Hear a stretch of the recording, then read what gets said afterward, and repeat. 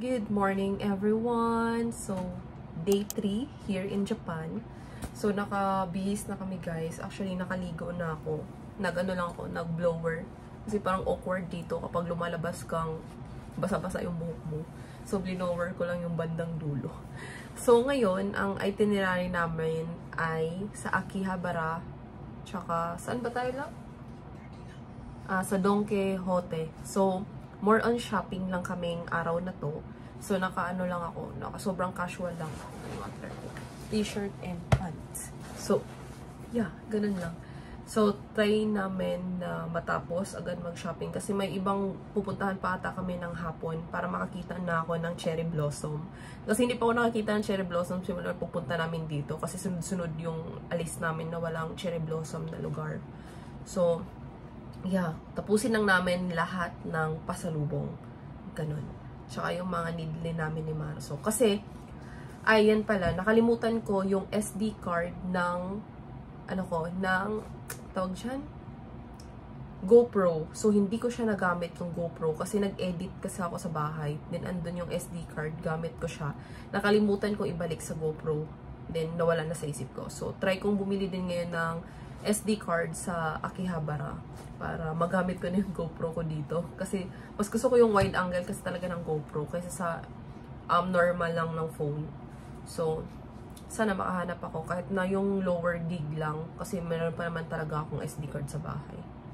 So, tara, actually, ito Philippine time ulit to.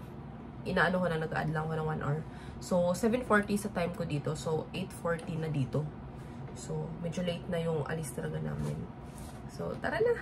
Bye! 地下鉄線内、泉岳寺まで各駅に停まります。 Hello guys! So, nasa Akihabara na kami. Pero first thing first, medyo mainit siya na malamig. First thing first is kakain muna kami ng breakfast. So, sa Yoshinoya ulit kami. Ibang branch lang to. So, try namin. Kasi ang sarap kasi ng food nila. So, andito ulit kami. Iba naman yung orderin namin this time. Let's go. Malapit na kami actually. Ito na. Yoshinoya.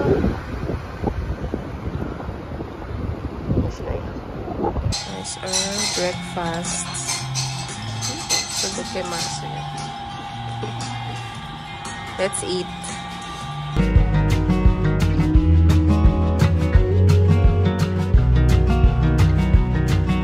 Another fair relationship. Guess it's back to situationships. Till this whole dying soul feels half alive.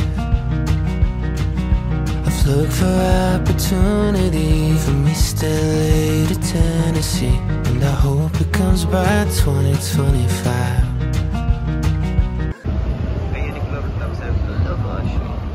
Okay. 7th floor love Uniqlo. So guys, dami din pala niyang stores. So guys, nasa Uniqlo kami unang-una. Naghanap lang kami mga pasalubong talaga today. Guys, ang dami na naman naming nabudol sa Uniqlo. So, andito kami sa ABC Mart para sobrang daming shoes. Japan exclusive. Marso wants an A6. Sobrang mura dito guys. Guys, ang dami namin pang anime dito oh. Oh my god. Heaven to. Uy, sinisuko na. Gusto ko to sinisuko. Oh my god, oh my god. So good. I'm very happy sa kanyang happy place. So, try namin pumunta dyan sa Tamashii Nation store. Grabe, puro anime dito. Like, anime in real life. Namin yung cafe. So, napunta kami dito. Ganda niya.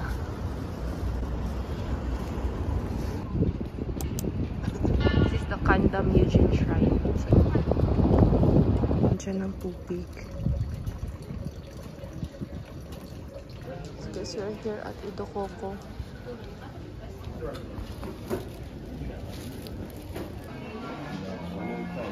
guys, we ordered matcha, 2 matcha, iced matcha, and 1 matcha parfait. So itatry lang namin to. So ngayon lang ulit ako magmamatcha. So good luck sa kung mapait ba to or hindi.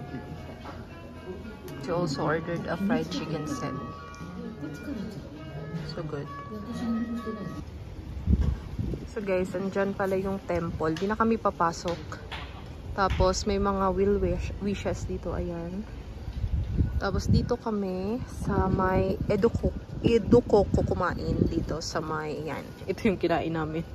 Sa may cafe, Masu-Masu. Tapos may mga ganyan ang mga temple.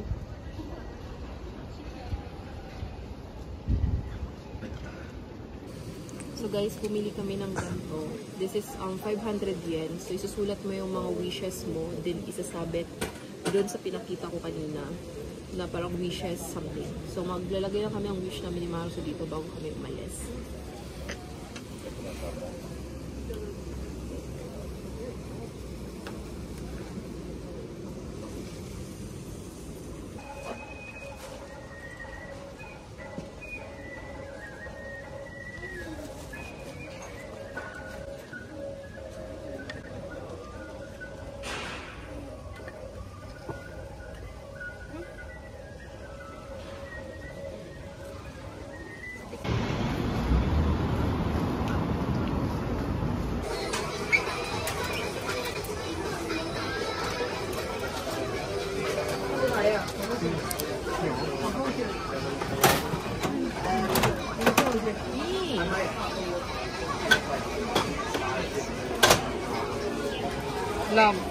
Oh my God!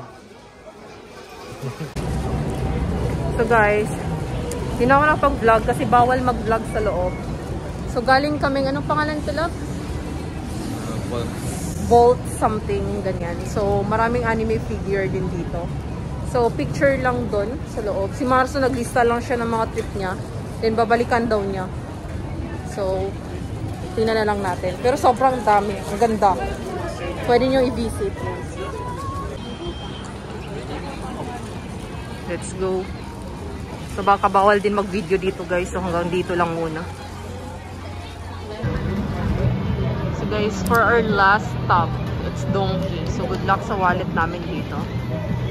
Let's go.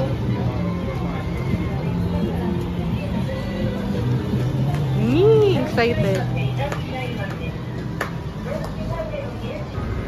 This is the Don Quixote Akihabara branch.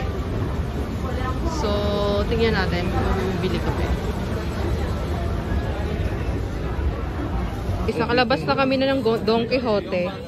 Tingnan mo naman yung damage namin. Hindi namin sure kung paano namin nakakasya sa maleta namin. Hindi na kami nag-vlog dun kasi makaka-copyright din ako sa sobrang lakas ng sounds. So, ayan yun na pamili namin. Tapos, nandito kami.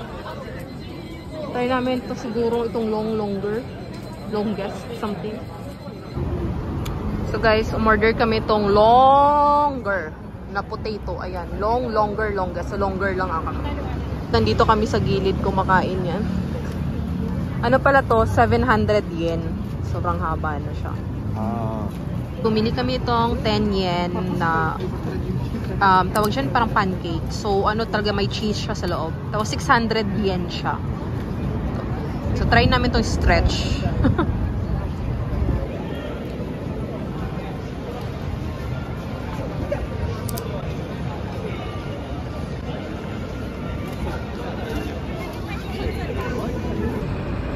So, guys, ang dami niyang budol. So, galing siya dyan. Ayan. Dyan siya bumili. Plus ito pa. So, good luck talaga later sa amin ito. Sa maleta. Sa susunod ko na lang yan guys i-haul. Kasi hindi ko sure kung kakayanin ko to i-haul ngayon. Tsaka di ko rin naman mabubuksan. Then nandito na kami sa JR line for sa Akihabara station. Papunta dun sa hotel namin. So ang ganda dito. Ayan, may mga anime. So nice! I want to live here. Good evening guys. So di na kami nakapag-vlog kanina sa train kasi siksikan pala yung JR line, nakakaloka. So, ang dami naming dala ni Marso. Galing Don Quixote, diba? Grabe, as in. Sobra. Siksikan pala yun, rush hour. So, andito kami sa grocery store na malapit lang sa hotel. Ayan.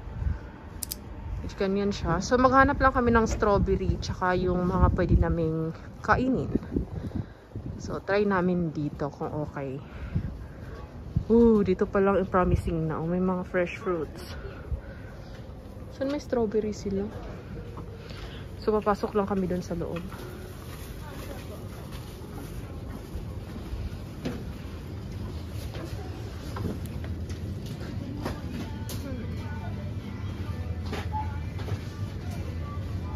Ayun. Oh my God, ito yung nahunting ko, strawberry. Strawberry. Ayan, so tikman natin to. Bibili ako. Hindi to yung super lucky, pero ito meron siya 980 yen. Or itong mas murang 498 yen. Quality to. Ito medyo quality to. Parang gusto ko nito. Tamis na. Let's go! So guys, nandito kami sa grocery. Itatry namin tong pistachio nila. Napakamura lang yan. Nasa 100 plus lang, 5 na. Tapos bumili din kami ng Himalayan salt kasi super mura din dito. Then bumili kami ng water and of course ito lang talaga sadya namin, yung strawberry. So magpapa-check out na kami. Walang mask. Naghahanap din kami ng mask. So tara na. We need to pack our own grocery here.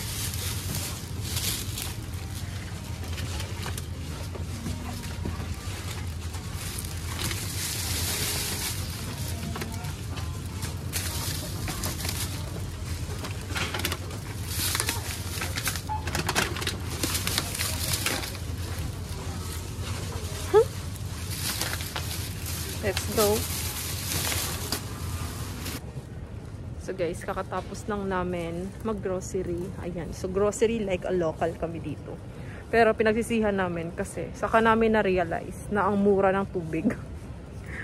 Isa dun kami sa convenience store. Oh my God. Like 200 pesos yung ginagastos namin sa doble sa convenience store. So may malapit pala na grocery sa hotel. So mas better. So at least alam na namin kung saan kami bibili. Ngayon maghahanap siguro kami ng simpleng dinner lang kasi medyo busog pa talaga kami. Para matry din namin as dessert yung pistachio na chocolate and yung strawberry na binili namin. So excited na ako kung gaano siya katamis. Sana hindi ako mabigo. So actually, patawid kami. So babalik kami ng hotel dapat pero maghahanap muna kami ng makakainan. Tara! Nasa Asakubashi area pala kami. So nakabalik na kami guys ng hotel. So for our dinner, bumili lang kami ng Fami chicken. Ayan, Fami chicken. Tsaka itong patatas to sa loob. Hindi ko sure kung anong name nito. Sa tawag dyan, saan natin na? Sa Family Mart namin to binili. So ito lang yung aming dinner. Kasi busog na kami sa food trip namin talaga kanina. Like, ang dami namin kinain ni Marso. So, konting dinner na lang. Then, i-haul ko lang yung mga napamili namin sa grocery. So, ito yung bag niya. So, una is yung, ito naman, sa pharmacy pala to, na malapit lang sa hotel. Bumili lang kami nitong medium na mask. So, nagtanong pa ako dun sa cashier o tindero nila ganun, na nagbabantay kung anong pinagkaiba ng purple nito tsaka blue. Nirecommend niya na blue, kasi mas medium daw tong blue. So, itong blue yung binili namin. Next is, itong taga sa grocery. So, kumuha si Marco ng mga chichirya na titikman niya. Ito. Tsaka ito. So, of course, di ko yung nababasa. Basta ito yung mga kinuha niya. Then, next naman, Himalayan salt. Pag i-convert kasi to guys sa peso, nasa 70 plus lang siya.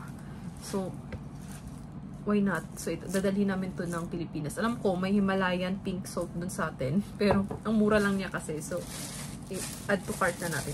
So, and of course, pinaka-excited akong tikman ito. Nasa list ko talaga to ng things to do in Japan. So, sabi ko, titikim ako ng Japanese strawberry kung matamis pa talaga siya. So, ayan. Titikman natin. Medyo expensive lang siya kasi without tax is 1,059 yen siya. Ayan. So, hindi kasi namin na-reach yung... Hindi ko alam din kung anong limit dun sa grocery para magkaroon ka ng tax-free. Hindi na kami nag-apply ng tax-free. So, ayan. And, kanina nga, na-share ko na super mura ng tubig. So, itatry namin itong tubig na to. Ayan. 2 liters din. 2 liters yung binibili namin ni Marso. And, lastly, kasi ilalagay na namin to sa ref. Baka kasi napunaw na siya. Itong pistachio. So, kinonvert namin to like 173 pesos lang siya sa peso. And may 5 na siya. Eh, medyo matagal pa naman kami dito sa Japan. So, pwede namin siyang unti-untiin. So, may ref naman kasi itong hotel. So, doon na lang namin ito ilalagay. So, yun lang ang haul natin for today. So, kakain muna kami. Continuation na lang to. Actually, nag-film kasi kami sa TikTok. So, na-try na namin yung, nahugasan na kasi namin to. Na-try namin tong strawberry. Ang tamis nga niya. Like, di naman pala sayang yung 900. Ay, 1,059 yen. Masarap siya.